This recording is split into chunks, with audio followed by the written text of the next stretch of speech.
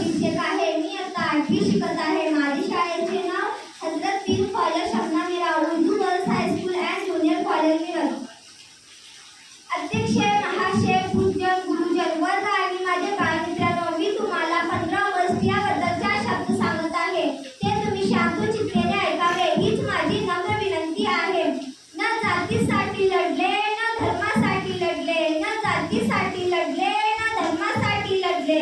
शूर भारतीय वीर फक्त देशासाठी लढले. शूर भारतीय वीर फक्त देशासाठी लढले. 15 ऑगस्ट हा भारताचा राष्ट्रीय सण आहे. हा दिवस भारतासाठी आनंदाचा, अभिमानाचा व सन्मानाचा दिवस आहे. 15 ऑगस्ट 1947 रोजी आपला भारत देश इंग्रजांच्या गुलामगिरीतून मुक्त झाला. 15 ऑगस्ट हा दिवस भारतासाठी इतिहासातील सुवर्ण दिवस आहे. आपले भारत देशात सर्वात मोठी लोकशाही राष्ट्र आहे. विविधतेत एकता ही भारताची वैशिष्ट्य आहे.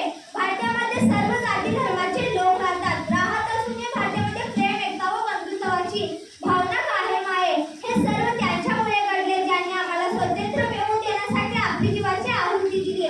महात्मा गांधी, पंडित जवाहरलाल नेहरू, भगतसिंग, राजगुरू, सुखदेव यासारख्या अनेक क्रांतिकारकांनी प्राणांची आहुती दिली. भारताच्या शूरवीरांच्या बलिदानामुळेच आपण सुंदर आयुष्य जगत आहोत. कारण आपल्या देशाचे वीर जवान तिकडे सीमेवरती स्वतःचे जीव धोक्यात घालून शत्रूशी लढत आहेत. त्या सैनिकांना आपण सलाम करूया. अनेक क्षेत्रात आपले भारत देश मोलाचे काम करत आहे. दिवसांदिवस प्रगती करत आहे.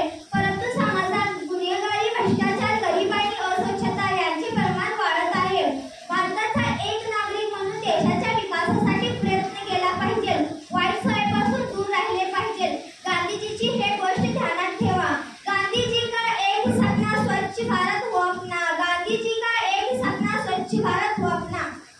ह्या दोन गोष्टी फार अनमोल आहे. यावर आपल्यालाही चालले पाहिजे आणि सर्वजण मिळून स्वच्छता राखली पाहिजे आणि सर्वजण मिळून म्हणाले पाहिजे, हर व्यक्ती का एक सपना स्वच्छ भारत हो अपना.